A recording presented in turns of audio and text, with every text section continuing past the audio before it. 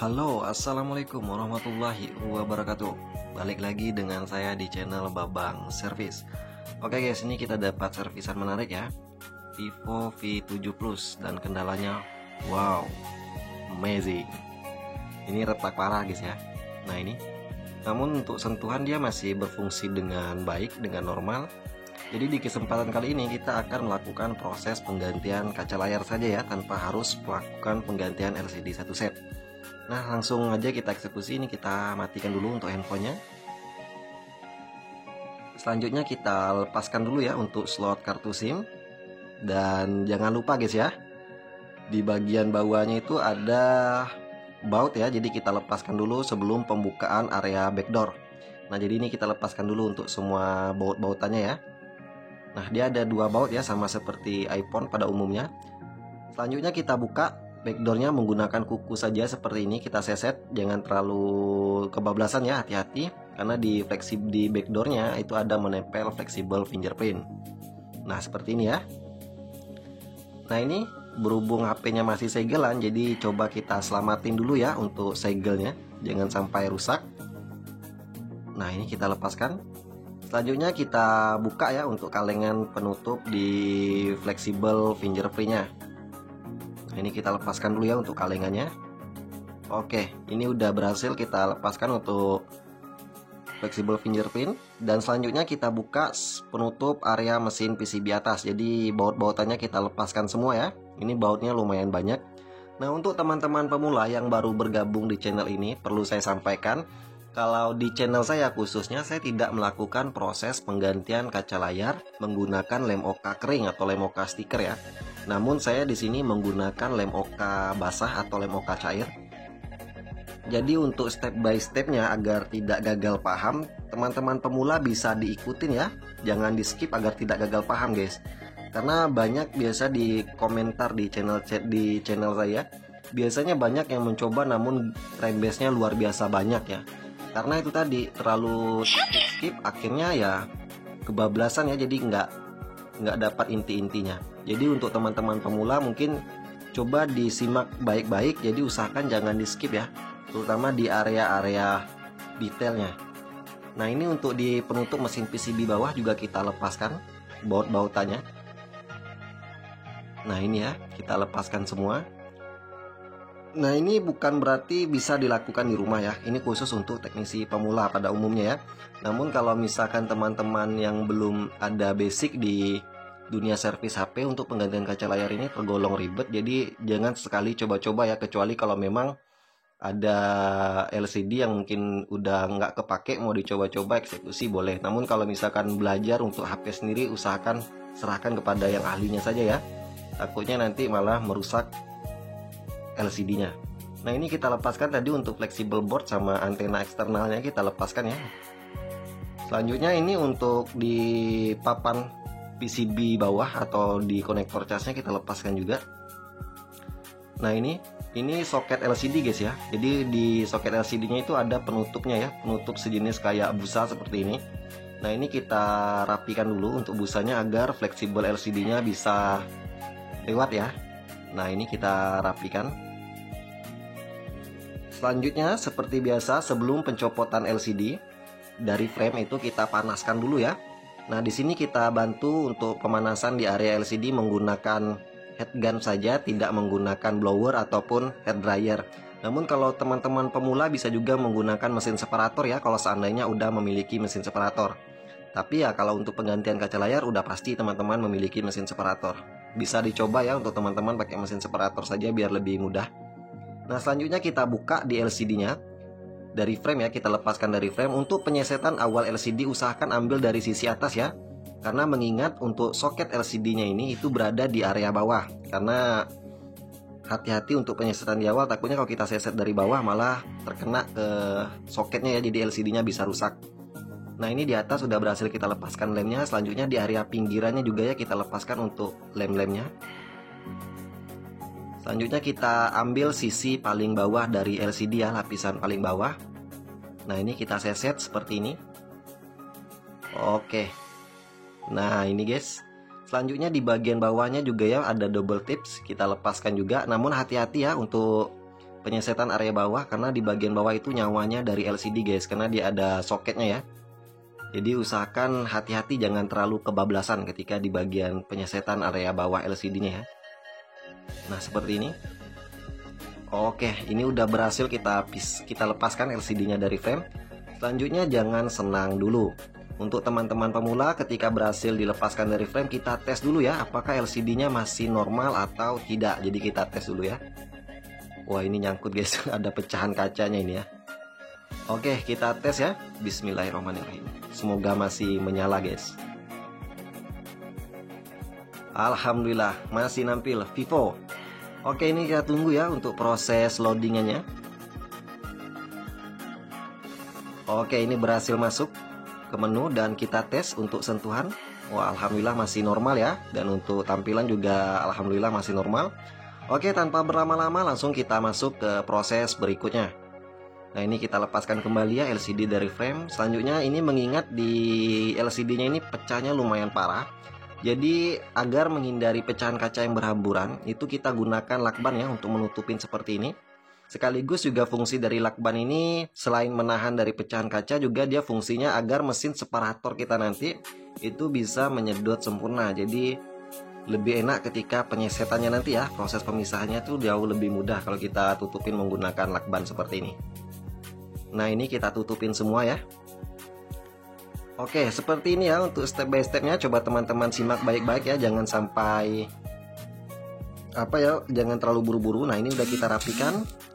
Selanjutnya kita bawa ke mesin separator. Nah, ini udah berada di depan mesin separator ya. Kita tempelkan LCD-nya di atas mesin separator seperti ini. Nah, kita diamkan ya. Nah, untuk penyesetan karena ini layarnya dia tidak poni, jadi bisa penyesetan dari atas. Jadi kalau saya pribadi mengingat di bagian bawah dekat soketnya itu pecahnya lumayan parah, jadi ambil dari sisi atasnya saja ya, namun bebas saja untuk teman-teman pemula. Dan untuk proses pemisahan di kali ini kita menggunakan kawat pemisah berukuran 0,03. Jadi kawat berukuran 0,03 ini sebenarnya dia khusus untuk OLED. Tapi ini juga saya gunakan di panel IPS karena mengingat kalau menggunakan kawat terlalu tebal takutnya nanti mengenai lapisan pelarit ya, malah lebih bahaya lagi, nanti LCD-nya bisa blank putih. Nah, kita penyesetan seperti ini, jangan terlalu buru-buru ya, santai-santai saja. Jangan terlalu buru-buru, yang intinya di situ guys. Nah, hati-hati di bagian bawah tadi karena pecahnya itu lumayan parah ya di area bawah. Jadi hati-hati jangan sampai soketnya yang robek ya. Nah, ini kita seset sampai betul-betul lemnya itu putus guys. Oke, ini udah berhasil ya kita pisahkan untuk LCD dengan kaca gelas yang lama. Nah, seperti ini. Nah, ini ya, tidak ada terkena lapisan polarit, berarti ini mantap. Selanjutnya kita tempelkan di atas mesin separator lagi untuk pembersihan di LCD-nya bekas-bekas lem OK. Namun untuk teman-teman pemula, penting saya sampaikan ya, di Vivo V7 Plus ini di bagian belakang LCD-nya itu tidak kaleng ya, melainkan berupa seperti kayak aluminium tipis atau sejenis kayak aluminium coil tipis gitu ya. Jadi usahakan jangan dihidupkan mesin vakumnya. Takutnya nanti kalau mesin vakumnya kita hidupkan, ketika dia menyedot, malah nanti di LCD-nya itu malah ada bintik-bintik putih. Jadi hati-hati ya teman-teman, jangan dihidupkan mesin vakumnya. Cukup kita tempelkan saja di atas mesin separator, mengingat mesin separatornya masih hangat ya. Jadi untuk lem OK-nya kalau terkena hangat seperti itu lebih mudah untuk pembersihannya guys. Nah, ini kita bersihkan untuk lem OK-nya. Seperti ini saja ya, saya menggunakan pinset karena mengingat di bagian LCD-nya itu di dekat lem OK-nya yang akan kita bersihkan itu, mengingat karena dia terlalu banyak pecah-pecahan kaca, takutnya malah melukai jari ya. Jadi saya menggunakan bantuan pinset seperti ini guys. Nah, ini untuk pembersihannya saya skip karena untuk teman-teman pemula mungkin rata-rata udah tahu ya proses pembersihan bekas-bekas lem OK. Saya rasa teman-teman pemula udah tahu semua. Jadi seperti ini ya. Untuk tutorial full bisa simak di video-video saya sebelumnya, itu ada ya. Nah, ini udah hampir selesai untuk proses pembersihan lem-lemnya. Santai-santai saja ya, karena mengingat kalau untuk penggantian kaca layar ini memang lama guys, jadi perlu disampaikan sama user ya kalau misalkan mau ditungguin. Nah, ini oke, yang besar-besarnya, kasarnya udah kita bersihkan. Selanjutnya kita lanjut bersihkan lagi ya menggunakan minyak kayu putih dibantu tisu seperti ini. betul-betul kita bersihkan ya. Namun kalau saya pribadi sering saya sampaikan, biasanya kalau mungkin di channel-channel lain biasanya baru dipisahkan dites lagi. Kalau saya enggak, ketika baru dipisahkan langsung saya bersihkan dulu guys, karena ketika masih kotor itu nggak enak dipandang ya bekas-bekas lem OK-nya. Jadi kalau saya pribadi saya bersihkan dulu, setelah dia bersih baru saya tes. Masalah gagal atau tidak itu belakangan ya. Jadi yang penting bersih dulu guys. Nah ini udah kita bersihkan ya, saya rasa udah bersih. Nah ini penampakannya. Oke, ini kita kembali ke meja operasi guys. Selanjutnya kita tes ya. Karena tadi udah kita pisahkan kaca gelas dengan LCD-nya. Kita tes dulu apakah masih nampil atau tidak ya. Alhamdulillah masih nampil vivo. Mantap. Oke, ini kita tunggu proses loadingannya ya. Nah ini untuk kaca gelas yang lama, pecahnya udah lumayan parah guys. Nah ini kita tunggu ya. Oke, berhasil masuk menu. Wah ini masih loadingan guys. Nah ini agak sulit disentuh karena ya tidak saya ratakan di frame ya, melainkan saya pegang seperti ini saja. Jadi memang sedikit sulit untuk disentuh ya. Namun ini sepertinya normal ya guys. Nah ini mantap, tidak ada kendala ya. LCD-nya pun masih normal. Ya udah kita langsung proses selanjutnya. Nah ini kita pinggirkan dulu dan kita fokus ke LCD-nya ya.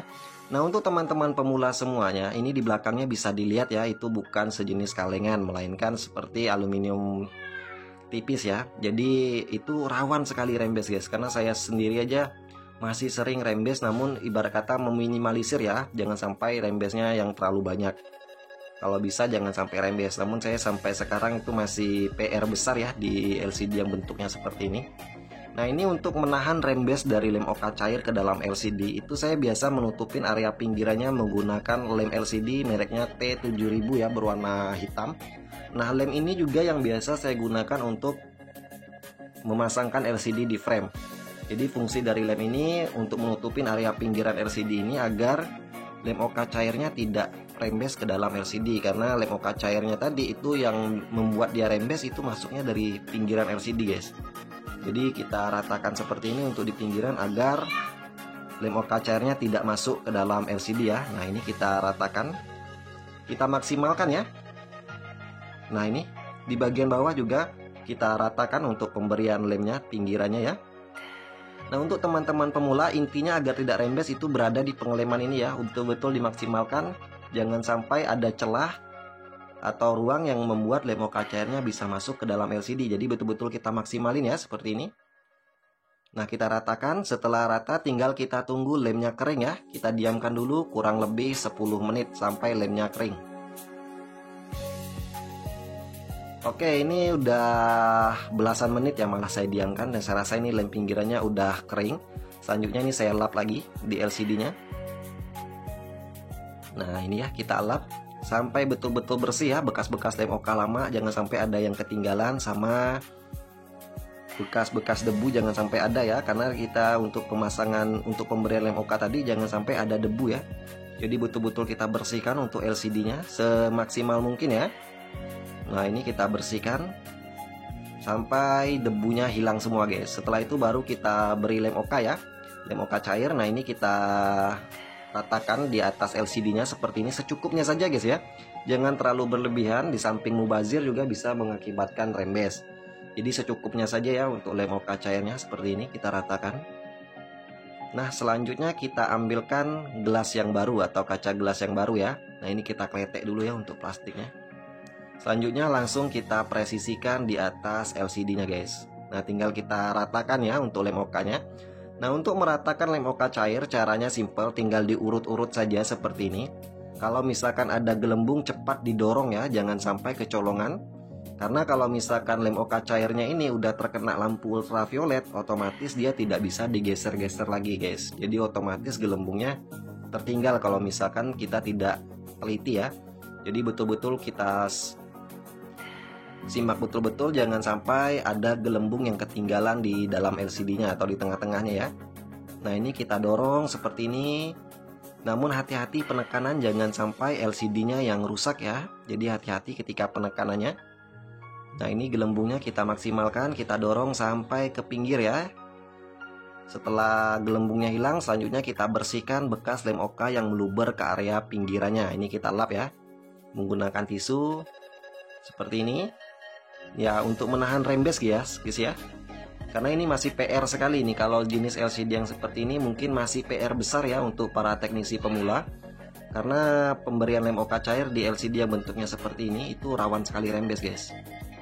Oke, ini di framenya kita alasin tisu seperti ini. Nah, fungsi dari tisu ini yang pertama itu untuk memudahkan ketika pengangkatan LCD-nya nanti setelah kering ya, setelah menyatu. Sekaligus juga fungsi dari tisu ini menyerap lem okanya ya, agar tidak rembes. Jadi fungsi dari tisu ini menyerap lem oka ketika dipres LCD dengan kaca gelas yang baru ini kan otomatis lem okanya terpres ya, jadi meluber ke pinggir, jadi langsung diserap oleh tisu ini. Jadi setidaknya mengurangi tingkat rembes ya. Nah, ini selanjutnya tinggal kita presisikan kaca gelas dan LCD-nya di atas frame. Nah, kenapa kita gunakan frame? Agar LCD dan gelas yang barunya itu bisa betul-betul pas ya, jadi tidak miring sana miring sini. Jadi itu fungsinya kita gunakan frame guys ya. Namun sebelum pemasangan di frame kita lepaskan dulu ya untuk mesinnya. Ya, karena takutnya nanti kameranya terkena lem juga ya. Jadi kita lepaskan dulu untuk mesin, baru kita pasangkan LCD dan gelas yang baru.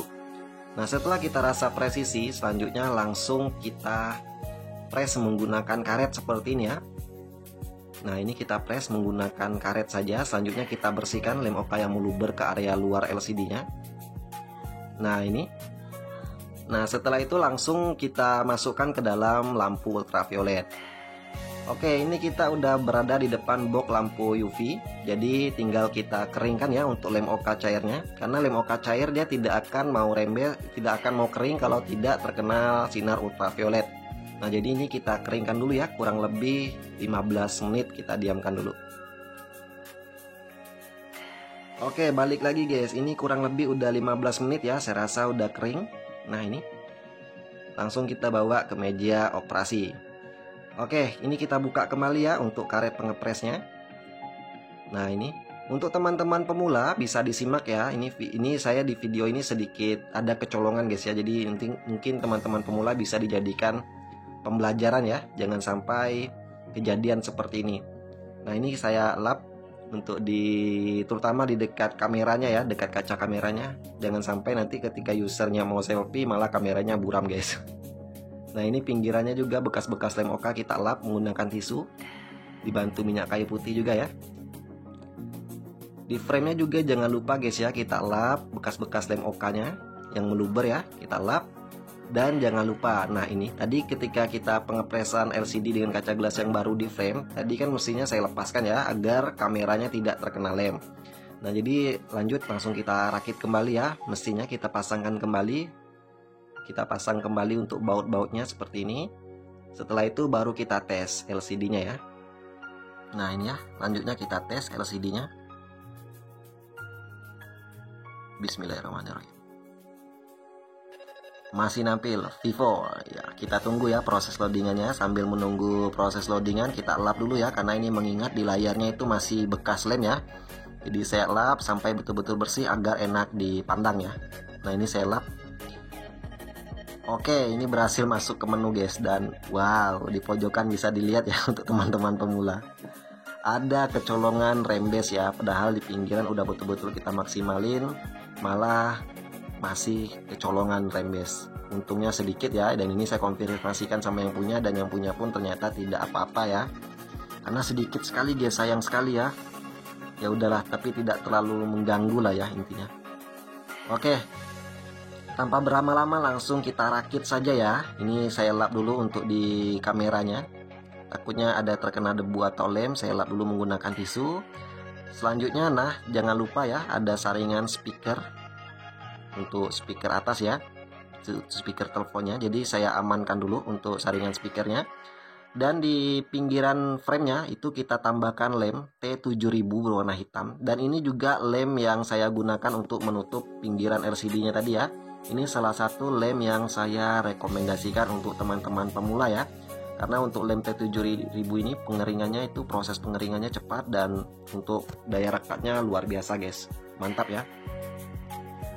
Nah, setelah itu langsung kita pasangkan ya untuk saringan speakernya di LCD. Namun kita lap dulu nih kameranya, kita tes dulu untuk kaca kameranya apakah udah betul-betul bersih atau masih ada bekas lem. Takutnya nanti ketika usernya mau selfie guys, malah kameranya buram ya. Oke, ini saya tes untuk kacanya. Kalau masih agak buram, kita lap lagi menggunakan tisu ya sampai betul-betul bersih. Usahakan jangan sampai kameranya malah buram ya.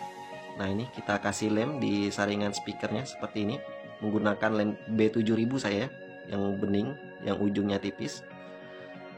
Oke, selanjutnya langsung kita pasangkan di frame ya. Kita presisikan.